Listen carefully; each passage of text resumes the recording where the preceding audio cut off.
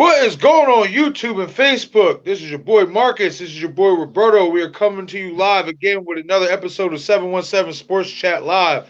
How's everybody doing tonight, cuz? How are you feeling today? How was your Thanksgiving? It was good. Full, very full. I'm sure. I'm Freaking, sure. I ate one plate. I was going there thinking I was going to eat like 5 plates. I ate one. I was like, I'm full. Who cooked? Your mom or Myra or both? My mom. Okay. Big Mac, got mad, had to stop, came back, cook it again. I know that's right. But I already knew you had a good. I already know your Thanksgiving was good. Mine was okay. It wasn't too bad. I ain't even gonna lie. I didn't feel like really going out. Yeah. Making my runs like I usually did because I was tired but working a lot. You know what I mean? So I wanted to take Thanksgiving and just stay at home and rest. You know what I mean? Sister looked out with a plate. She brought over a plate from her friend's house, and it was banging. It was good. Good. I still got. Speaking of which, I still got a plate over at Tweets too. Yeah. See, I've been working, cuz. Let me tell you something. I've been working your boy like. I'll be waking up in the morning like I ain't signed up for this.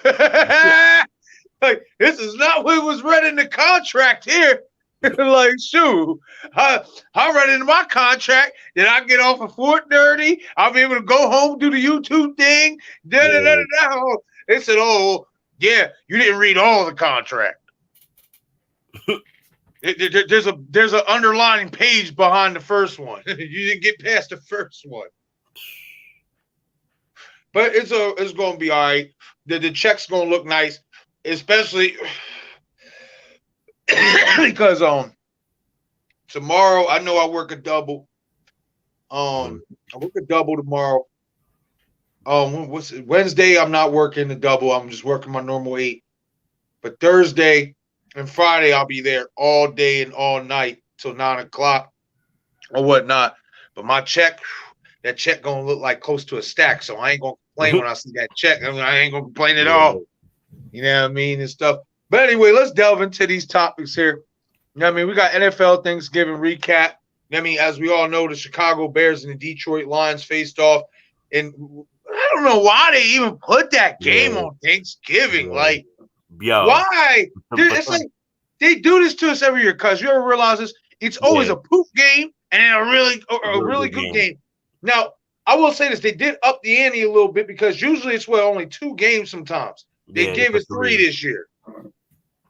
But the Raiders and them Cowboys, oh man, it made my day, because I needed them to lose that day. Yeah, we're gonna touch on that here in a second. But as I said, the Bears defeated the Lions on Thanksgiving Day, and I'll be honest, I was watching that game, and something just popped in my head, and I didn't think I would ever say this again about Andy Dalton. You know what I mean?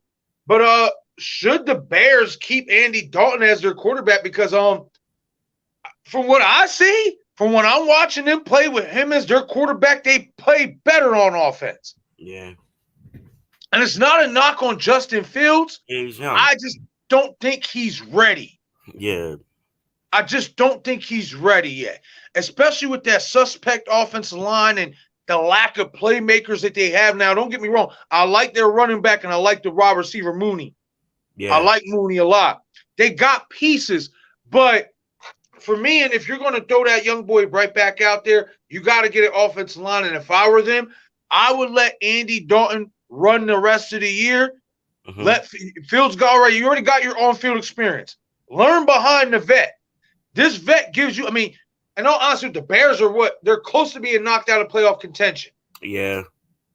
If they really want a chance to try to squeak in, I think Dalton gives them the best chance. What do you say? I say too, he has more experience. I think Justin Fields, he's a great quarterback, and he does show potential, but there's things that he still needs to learn. And I think Andy Dalton is just he has more experience. And you could say, oh, but Andy Dalton is not that good, but like, it all comes down to experience in football games. And Justin Fields, he gets sloppy at times throwing the ball. Like, we played him, we had like almost 4 interceptions on him because he just gets so sloppy with it. And then he just relies on his feet when he doesn't throw. And so it's like, and then that could kind of just make your team one-dimensional, the offense one-dimensional. When you have Andy Dalton, he can give you more things than just, if the throw's not there, I'm just going to run for it. And then if the throw's not working, we're just going to start running the ball now.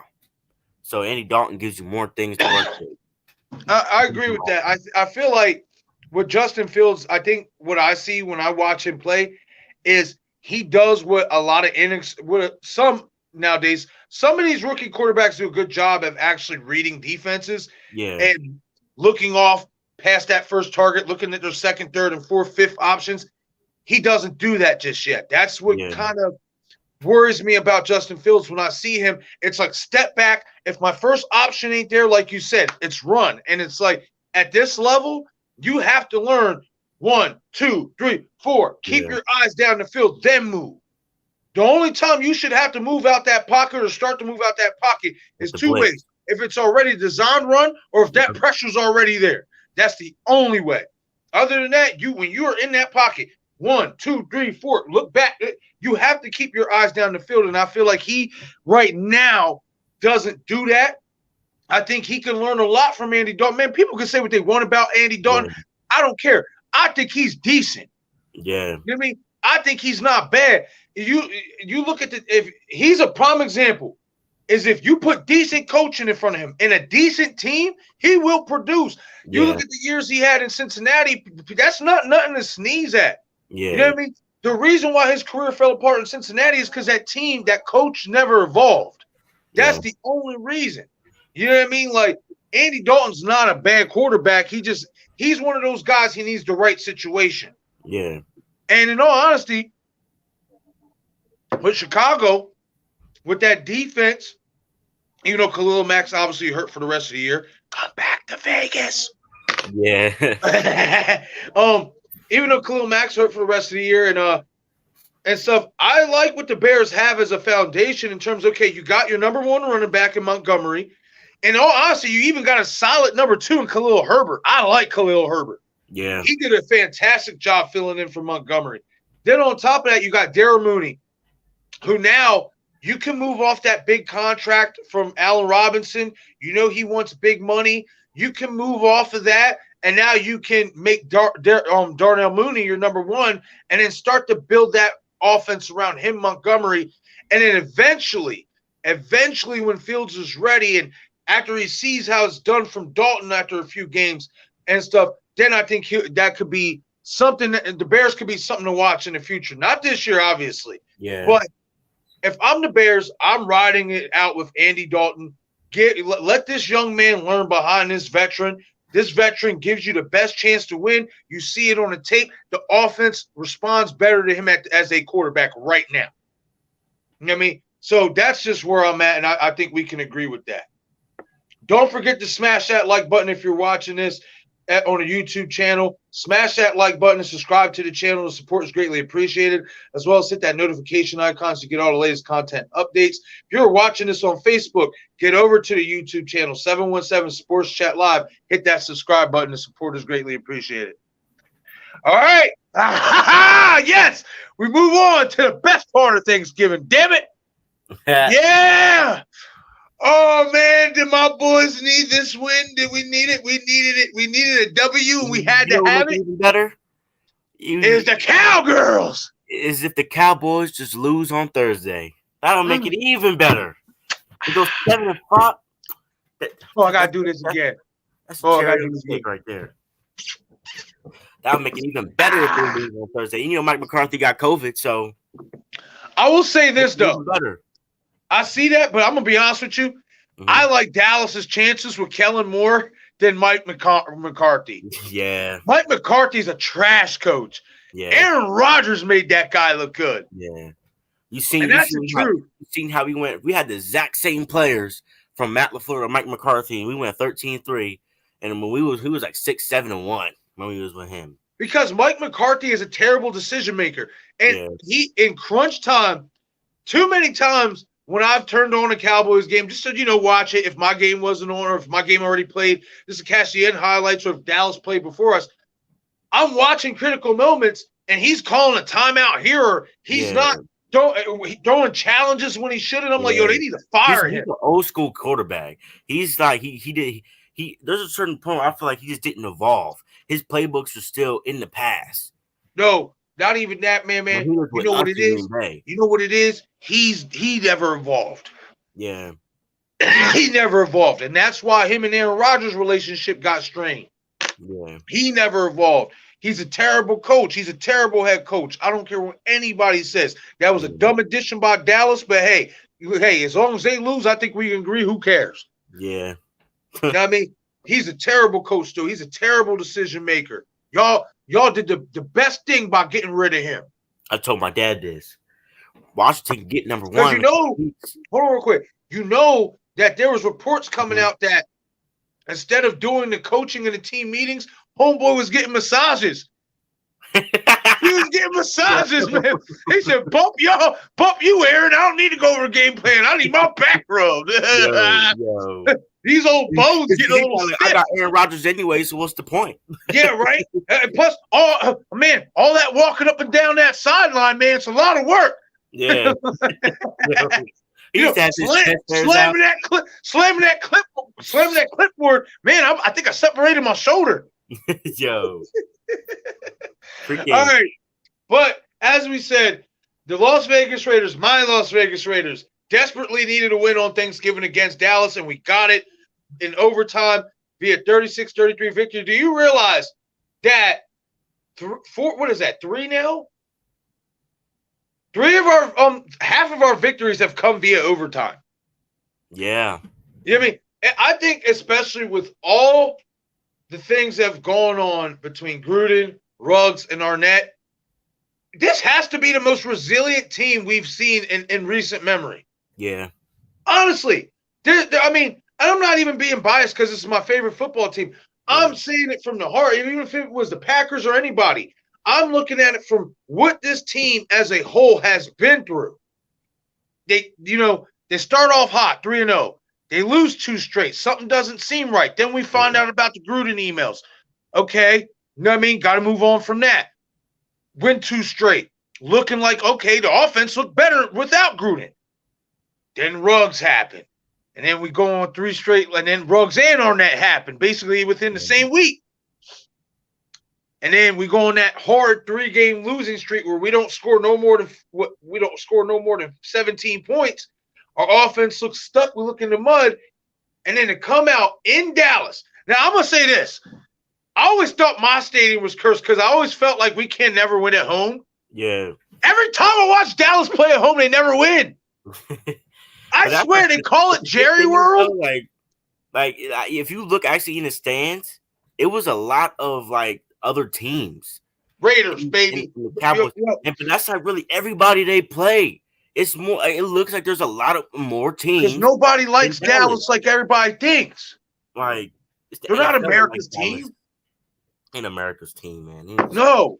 All this America's team crap. Yeah, maybe back in the 70s. Yeah. Maybe in the 90s. Yeah. You know what I mean? But now they're not America's team. I can see Dallas, if they lose this game to the Saints and Washington beats them next week, Washington needs to win their next game with Seahawks tonight, and they need to win against the Raiders next week. If they could do that, and they beat Dallas when they're head-to-head. Coming over. They can go 7-6. I got to tell your dad I'm coming over for that one. And if they can go beat the Dallas and go 7-6, oh, my goodness. And make them go, yeah. Because if they are tied, Washington gets number 1. Yo, that'd be crazy. That was the world right there. This is the thing, though. This is why I don't think Dallas will lose a hold of that division. And this is what we have to look at this. That team put up 33 points. They hung 33 points on my team's head without Cooper or Lamb. Yeah. That's without their 2 best wide receivers. Yeah. You know what I mean? And granted, people can say, oh, well, a lot of their stuff came in garbage time. Guess what? They forced the game to overtime. Yeah. That's with Michael Gallup, Dalton Schultz, Cedric Wilson, etc. You know what I mean? Like, that team has so much talent. Yeah. What I will say is this, and you're starting to see it, what's going to be their Achilles heel is that defense is starting to crack. Yeah. It is. They're trying to put up a lot of points. on them. Listen, what teams are figuring out is this. Just be careful with the ball. Yeah. Don't be overly aggressive with the ball because that boy Diggs, he's a bad man. He's a ball hawk. Yeah. You don't give the ball to Dallas, you got him beat. You got him beat. Yep. If you don't turn the ball over, they lose. Yep. You turn the ball over, they win. It's just that simple. You know what I mean? But, okay, so the question is this, and God, I don't want to jinx it. I don't want to get ahead of myself. But will the Raiders go on a run after defeating Dallas? And I'm looking at it from this standpoint. We've seen teams, and I'm going to reiterate back to two teams, and it's different circumstances. But like the 2005 Steelers, Jerome Bettis, I'm going to retire if we don't make the playoffs. What did they do? They were 5-7. They win their last 4 games, sweep the playoffs, go win the Super Bowl. Mm-hmm. Not saying we're going to win the Super Bowl, but what I'm saying is obviously the run aspect. And another team I had, it's like the Giants. No, the Ravens. 2012 Ravens. Same type of scenario. If we don't get to the Super Bowl or if we don't get to the playoffs, I'm retiring. Say Ray Lewis. Or better yet, I'm retiring regardless whether we make the Super Bowl or not. What happens? They go on a run and they end up going to the Super Bowl and winning. Now, do I think this team obviously is going to make a run to the Super Bowl? No. You know what I mean? But can they make a run to the playoffs? I think if there's any time, now is the perfect time. Yeah. You done been through what you done been through. And y'all play the Chiefs in a couple weeks. You done been through hell and back. That's what I'm saying. You've been through hell and back. Yeah. You lost your coach. Hell. You came back from that, won a couple games. You lost your number 1 wide receiver and one of your high draft pick cornerbacks. You've been through hell with that. You just came back on Thursday. Yeah. Now, especially with how the division is shaping up. Yeah. The Chargers lost to Denver. Denver, I'm sorry, they're not better than us. Yeah. You know what I mean? Yeah. They're not. You know what I mean? So, do I think this team can make a run? Yeah. I do. And I think the key to it, as long as we don't have another chance of bad luck, and you've seen it on Thursday, the key is Deshaun Jackson. Yo. You see, I seen that. We have that guy who can take the top off of the defense. You know what I mean? And that's, mind you, Waller went out early, and I keep telling people that boy Foster Moreau is nice. That backup tight end we got is nice. You know what I mean? I hate to say it, I have a feeling he's going to be a trading piece for us next year. Who, Darren Waller? No, Foster Moreau. Oh. You know what I mean? Because, I mean, that kid, he has the right to go shine somewhere else. That kid's good. Yeah. You know what I mean? And I just don't think he's going to want to stay. I think he's going to want his opportunity, and I don't blame him. Yeah. You know, and stuff like that. But we just hung up 36 points on Dallas without Darren Waller for the rest of the game. And the reason being, and you saw it from the outset, because I am going to lie to you, before I start playing my fantasy games, I was sitting there looking, and I was looking at the roster. Like, you know, how you got, based on DraftKings, it's like roster, you got a $50,000 salary cap you can spend. Yeah. So I'm sitting there, I'm looking, I'm like, wait a minute. Let me see what price Deshaun Jackson is. It's only $3,400. I was like, he always scorches Dallas. Yeah. Every time he sees Dallas, he has a big game. Lock him in. And what did he do? The first play. The first catch. Yo. 59 yards, boom, to the house, baby. Like, oh, I called that. But what I saw is this, and this is why that Henry Ruggs incident hurt so bad for this offense. When you look at how our offense is built, you have the running back. You have 2 running backs who can carry the load in Drake and Jacobs. Then you got your big body wide receiver and Edwards out on the edge. Then you had your speedster and Ruggs who could take the top off. Then you got your perfect slot guy in Renfro. Then your Pro Bowl tight end. Like, we have the setup for a perfect offense. Yeah. And then that guy who could take the top off, the guy who's your burner, yeah, who stretches the entire field, does what he does. You know what I mean? But then what we do, we go get Deshaun Jackson, a guy who's still, even at 34 years old, just as fast. Yeah. So now you take that top off of the defense and you see what this Raiders offense can do. Now, I will say this. Will Josh Jacobs get over 1,000 yards rushing this year? No. That offensive line is not built, and I think we see it.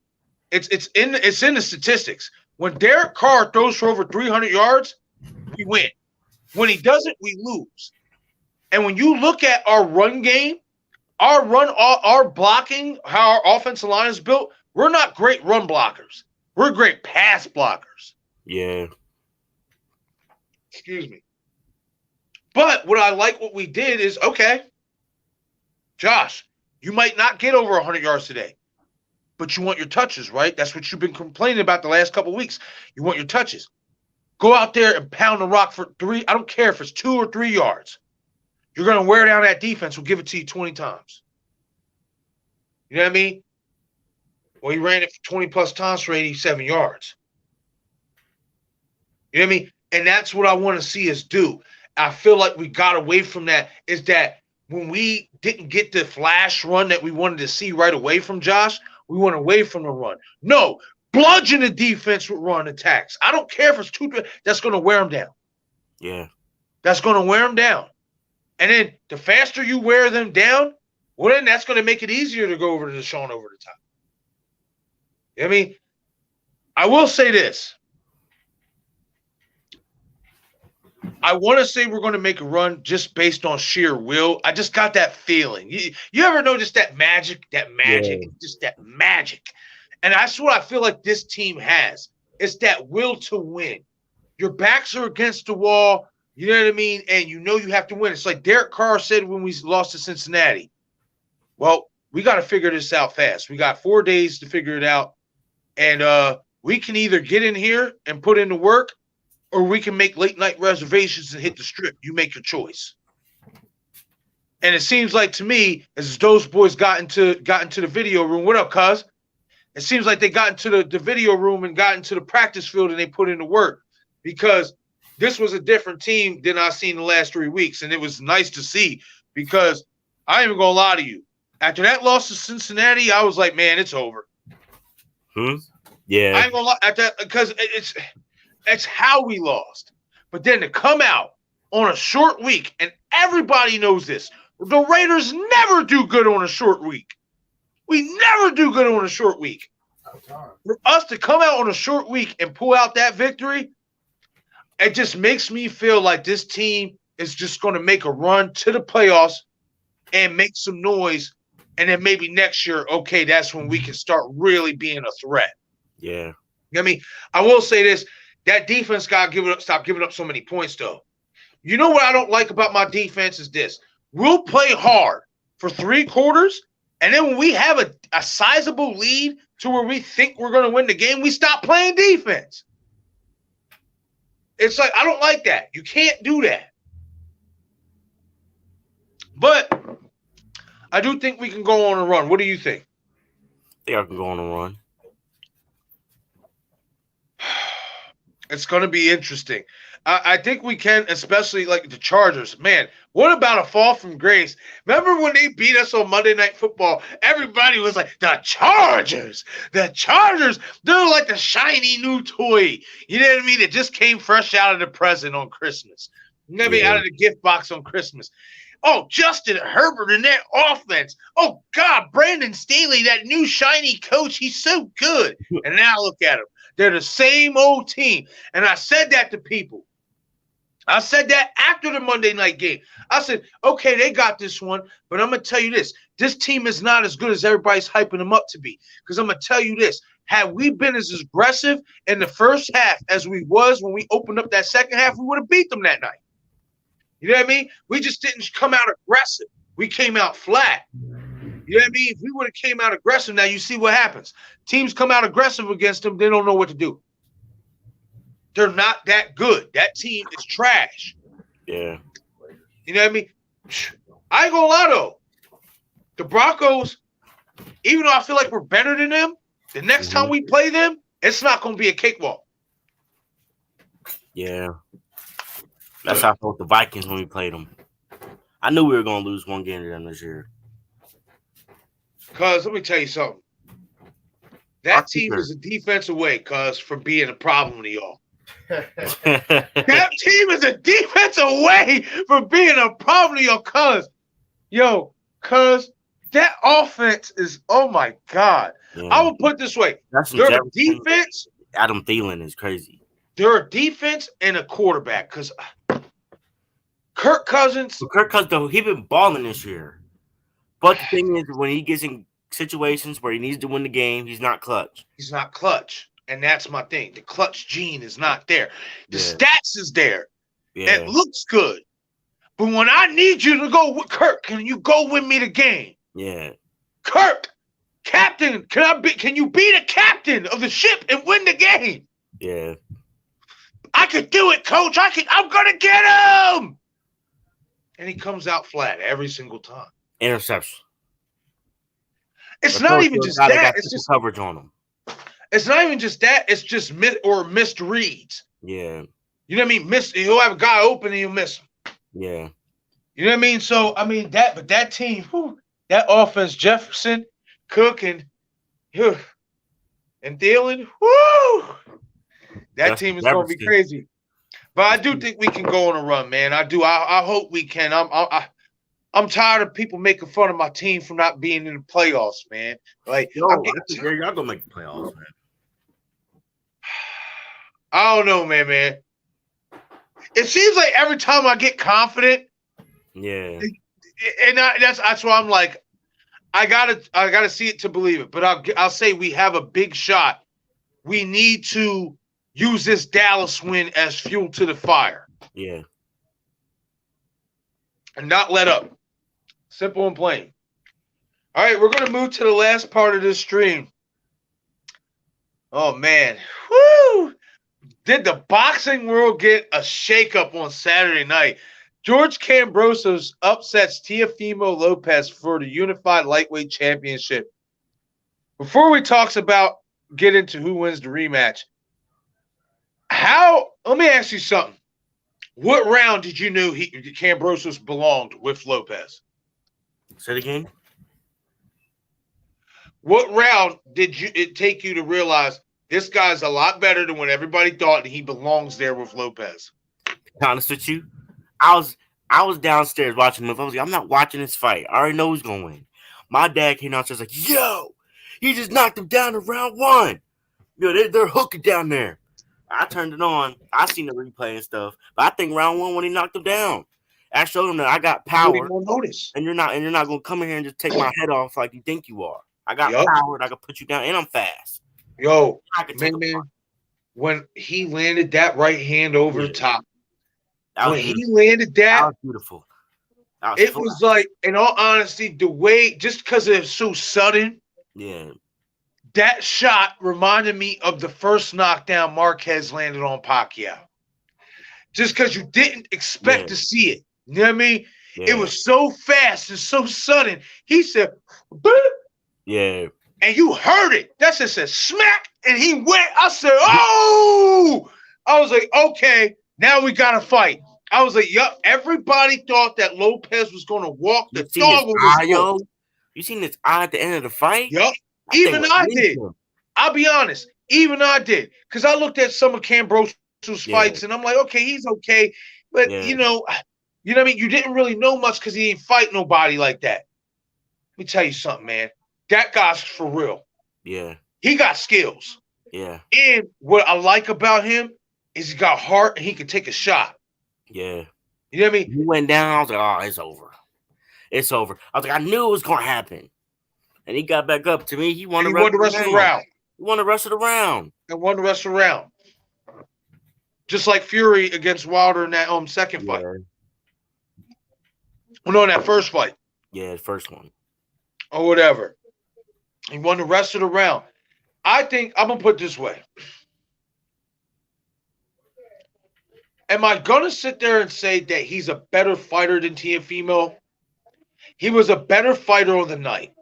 Yeah. And the reason why is because point blank, TEAFIMO did not take him seriously. Yeah. He did. Another thing, I think he got to move up from 135. It's hurting him. Like he's too big. Draining all that weight. He's too big. Down in 2 weight classes where you're not supposed to be. You're supposed to be 2 weight classes up. Coming down to 135, it's just he got to move up. He can't stay at 135. He's too big. And then on top of that, but you know what? I'm happy this happened. Yeah, he talks too much.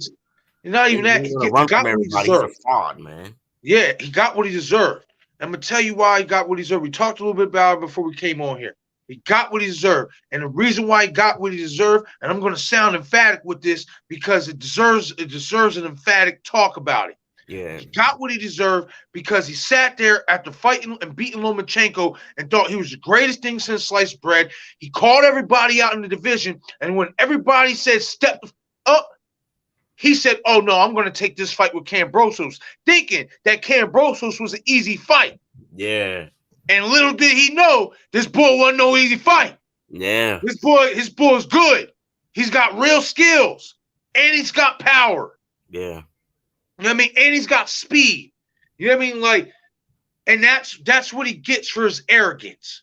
Yeah. When you're arrogant, especially when, you know, like I said, and his father, you know what I mean? He's racist. I don't like people like that. Yeah. You know what I mean? Y'all got what y'all deserve. Yeah. You know what I mean? You got what y'all deserve because you're ignorant, you're arrogant, you thought you were going to go in there and walk the dog on this boy, and he came out and put you on your ass in the first round and then started making it look easy. You started making your little comeback, your little rally. You know what I mean? I will give you that. You proved that you got some dog in you. But at the end of the day, your arrogance couldn't carry you to a victory. Your arrogance couldn't carry you to the fact that you underestimated this person who you thought was going to be a walk in the park. And what happened was there was a lot better fighter than what it turned out to be. Yeah. And now you look stupid because you gassed yourself up to be something that you're not. You're not that good. You know what I mean? That's why you avoided Lomachenko the second time. When you seen Lomachenko just beat the boy the way he just beat the brakes off of him, you ain't want no parts of it. Yeah. You caught Lomachenko on an off night. I don't want to make no excuses for Vasil, but then he came out and he had a bicep injury going into the fight. Yep. And he came off on an off night. It's just what it was. And the crazy thing is, he was on an off night and still put mitts on that boy good. Yeah. And still busted him up good. Seen his face? Yeah, exactly. And I'm happy this happened for KAMBROSOS. And you know what? I'm happy it happened for him, for people like me, myself, who obviously didn't take him seriously myself. Yeah. You know what I mean? Good for him. I wasn't even watching it until my dad came downstairs and said he knocked him down. I did. I had to. Yeah. I had to. You know what I mean? Even though we didn't go live and do commentary or nothing, I said, okay, I got to watch this fight. You know what I mean? I want to see what happens. Just in case what I hoped happened. And what I hoped happened. It was beautiful.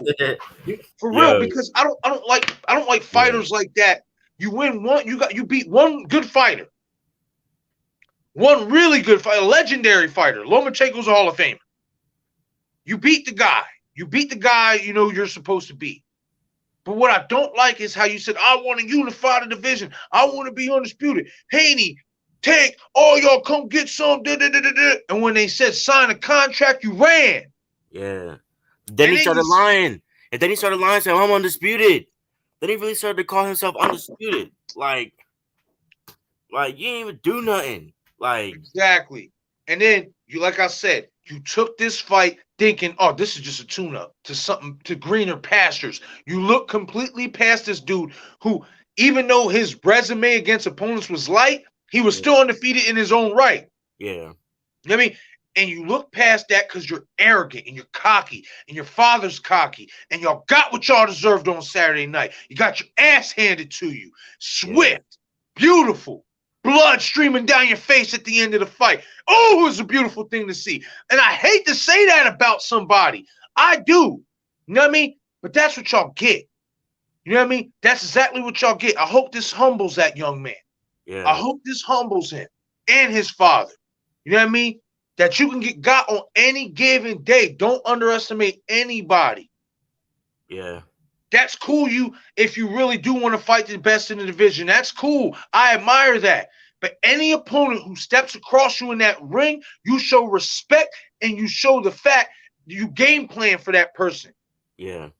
You got to show that much respect, because when you don't, you come in unprepared. Just like when he got put on his ass. What did he do? He got up and said, okay, all right. Why? Because he wasn't expecting that. He was not prepared for that. He did not prepare for that right hand like a missile to come over the top. Blam! Yeah. He didn't expect that. And because he didn't prepare for that, that's what bit him on that night. You know what I mean? Now, like I said, is Kambrosos a better fighter than him?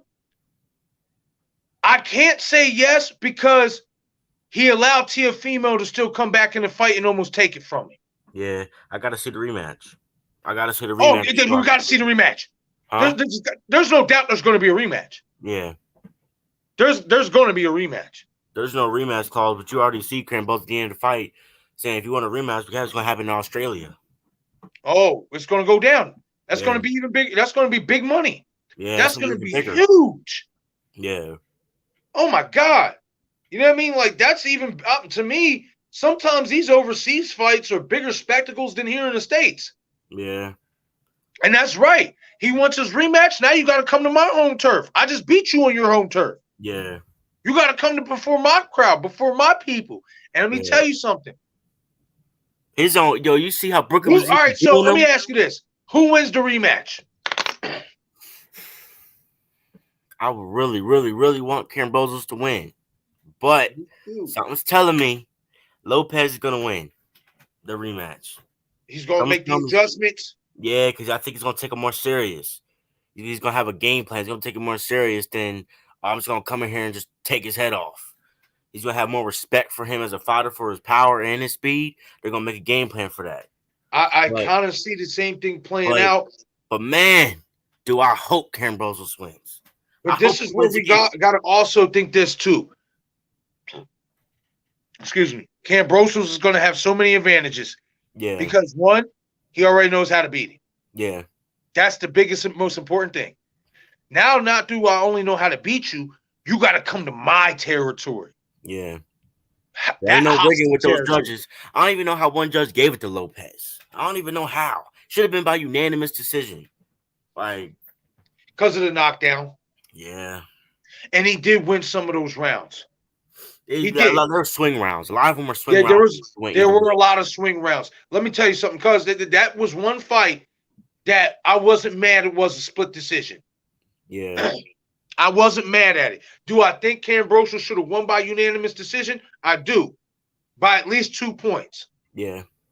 But was I mad it was split? No. Because much to TEAFIMO's credit, he did show some dog and he started to chip away and come back in the fight, and he did score late knockdown. Yeah. It's just he was tripping when he said, I won 10-2. He was tripping at that. People started booing him in his own hometown. He thought he won 10 rounds to 2.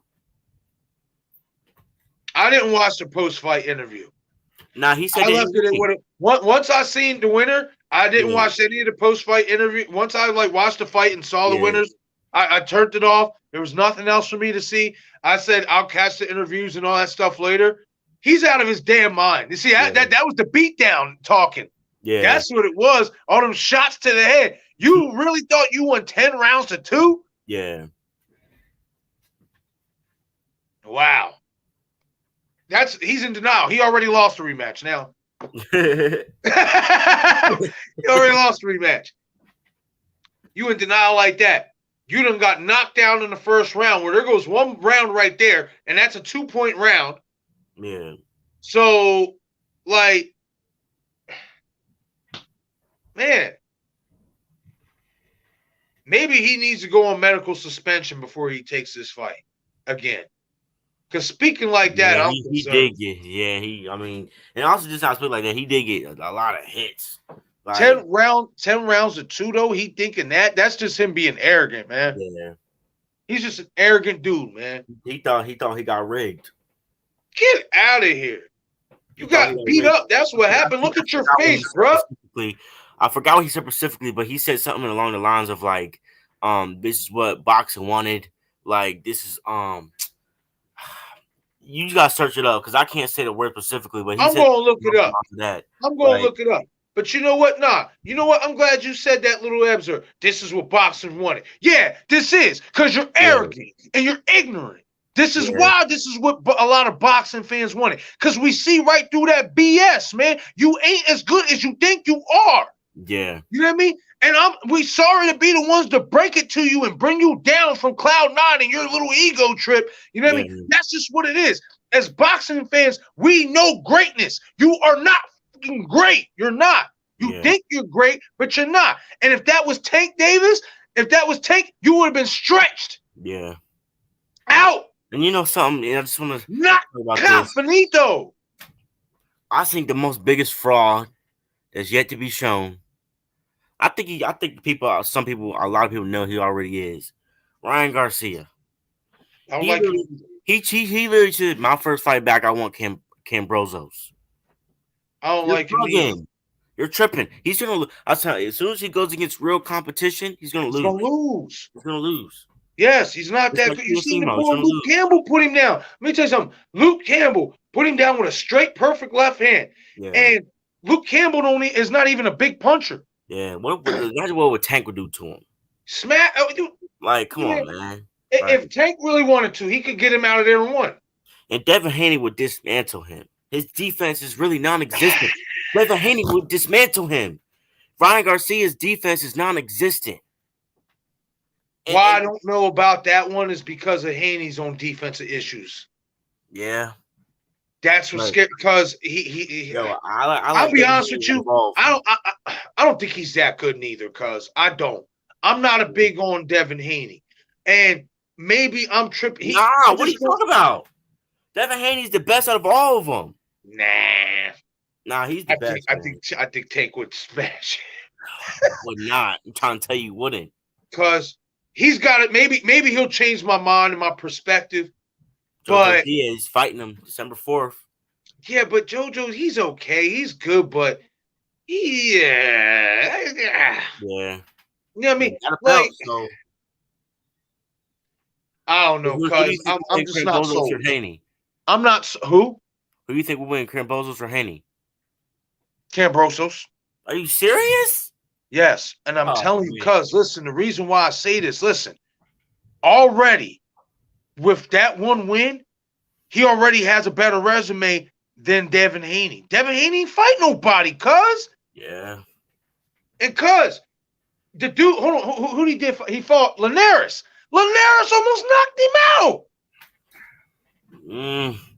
I don't know. Like, come on, listen, cuz if he's still young, he's got a lot of room. He's got a room to grow. Yeah. I'm not knocking that. He's got a lot of upside, but it starts with that defense, cuz he's got to get better defensively. And what scares me about him, I don't see no real knockout power. Yeah. You know what I mean? And I feel like in this day and age, the pity pat Floyd punches ain't gonna work no more. Yeah. These guys are gonna come in and get you. You know what I mean? Like, that's what I feel. I don't know. Maybe he might turn it around though. Maybe he'll change my perspective. He's got upside. I see why you're high on him. I see why you like him. He's got some skill. He's got some good skills. He's not a bum outright, but I'm gonna put it this way. I just feel like he needs more seasoning. Yeah. Needs a little bit more seasoning. And JoJo Diaz is great seasoning. I will say that. Yeah. That's great seasoning. Because JoJo's a champ. JoJo's a champ at 130. Yeah. But I'm telling you this right now. If Ryan Garcia and Devin Haney was to fight next year, Devin Haney would destroy him. He already beat him in the amateurs. So there's footage of it. Go look it up. Devin Haney versus Ryan Garcia in the amateurs. He whooped him. Yeah, because sometimes that doesn't always translate to the pros. Miguel Cotto got beat by a dude in the amateurs, and Miguel Cotto, when they fought in the pros, knocked him out with a body shot in 6 rounds. People change, people evolve. Yeah. You know what I mean? It's different. It's different at the pro level. You know what I mean? And stuff like that. You got to also think at amateur level, you're more trying to score punches value than knock somebody out. Yeah. Amateurs all about getting your skill up there. Yeah. You know what I mean? And stuff like that. The pros, you trying to hurt that boy. You trying to get him out of there. Yeah. You know, like, so it's I said it the last time, and I'm gonna say it again. I got one guy who ain't none of them got nothing for. Shakur. Devin Haney would beat him. No, he wouldn't. He'll smash him. It'll be a great fight. It'll be a great He'll fight. embarrass that boy. It'll be a great fight. But He'll embarrass him. No, because I'm telling you right now, I'm gonna tell you this. If Shakur would stick to his game plan of being slick, Haney won't hit him. Because I'm being honest, I'm not even being funny. Defensively, this might be the next Mayweather. That boy is defensively, he's a genius, cuz like, and you don't see those type of fighters come around often, like a Floyd, like a Sweet Pea Whitaker. You know what I mean? Who has great, tremendous defense. You know what I mean? We don't see those guys come around too often. And when those guys do come around, most of the time, they dominate. Yeah. Why? Because like they always say, the best offense is a great defense. You know what I mean? Let me tell you something. It's something I remember watching when Floyd beat Manny, right? Yeah. I was watching ESPN First Take when Skip was still on there with Stephen A. And they asked Carrie Champion, who was the host with them at that time, who was a girl sitting at the desk. She asked Stephen A. what happened Saturday night. He said, Manny got schooled. He said, listen, this is the reality of it. Yeah. You can't hit somebody. It mentally demoralizes you. Yeah. It does. When you cannot hit somebody and you're throwing your best at them, you're doing everything you can, you're as close as you can get to touching them, and you can't touch them, it mentally demoralizes you. It takes energy from you. It does. Yeah, it does. You know what I mean? And that's why I think that Shakur Stevenson, once he comes up in that weight class and he fills out, if he were to fight any of those guys, I'm taking Shakur Stevenson. You know what I mean? But so let's get back on the topic real quick before we close this out. So the rematch, you're going with Lopez. Yep. Decision, knockout, what are you going with? Knockout. He's going to finish him.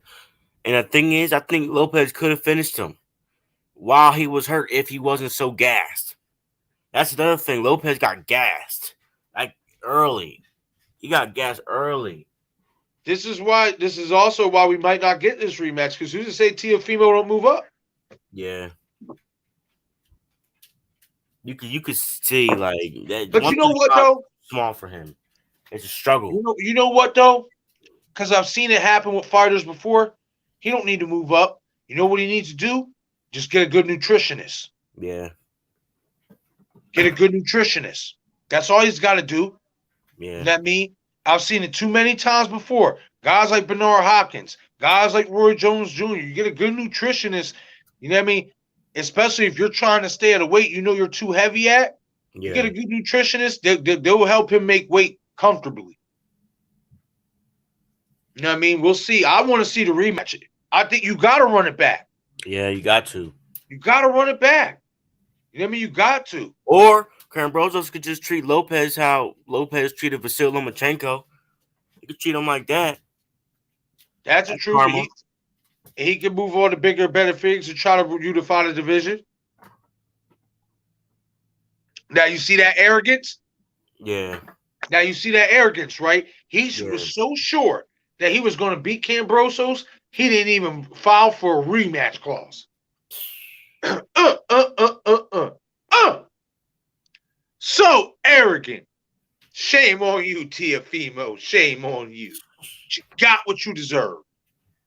Yeah. I hate being negative about people like that, but they do it to themselves sometimes, man. Yeah, they do. You know what I mean? Like, listen, we all get you're a good fighter. You can throw some hands. You know what I mean? You beat Vasily Lomachenko, cool. That's cool. You know what I mean? But don't sit there and run your mouth and then not back it up. And then when you do gotta fight whoever you decide, you pick this guy. You cherry picked him, thinking that he was gonna be an easy fight, and you got beat up, and that's what you get. Yeah. That's exactly what you deserve. Just for the simple fact that you thought he was going to be an easy fight. Yeah. And on the fact that you made him wait this long. Fight should have been happening. Yeah, about 3, 4, 5 months ago. Like 3 to 5 months ago. That was Triller's fault too. Yeah. Whose idea was it to even be on Triller? Like, come on now. Like, that was like, come on, man. That was stupid to me. That fight shouldn't even have been Not necessarily, because you got to think about it, cuz. Think about it from a business standpoint. This is a fresh new company. So they're looking for anybody to come fill their cards. They're throwing bank. Yeah. They're throwing the money. I guarantee for that fight, Showtime might have offered, let's just roughly say, 1.5 to TEAFIMO and maybe 500,000 to KAMBROSOS. Yeah. Triller probably offered Lopez about 5-6 million and KAMBROSOS about 1.5, 2 million. Yeah, that's a lot. Yeah, they're trying to reel people in. They're trying. You see, they got all these old guys fighting. Yeah, that MMA versus boxing card. I think that's this weekend. Yeah, we might go live for that. I want to see Rampage Jackson versus Shannon Briggs. Let's go, champ! Yo. Let's go, champ! That's my boy, man. That is my dude. Yo, he's that dude. I just respect him so much because even at 50-something years old, even though you know he's not going to be a real big player in boxing and like no legitimate contendership, he keeps his brand alive. Yeah.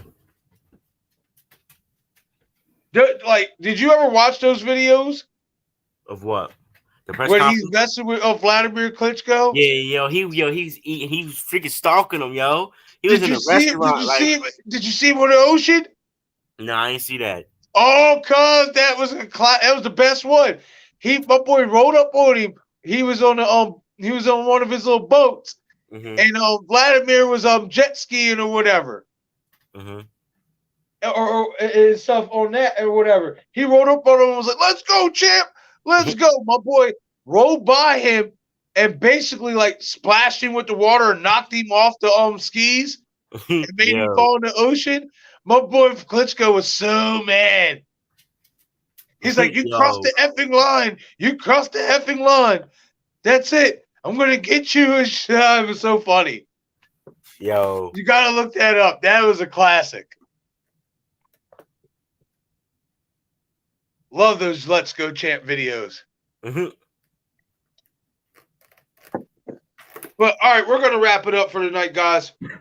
If you haven't already, hit that like button, subscribe to the channel, and support is greatly appreciated, as well as hit that notification bell icon to get all of these content updates. We are out of here for tonight. I'm Marcus. This is Roberto. Everybody enjoy the rest of your night, and hopefully we'll be back at you guys tomorrow. Hopefully I'll have an update with that by the end of the night. But everybody enjoy their night. We're out of here.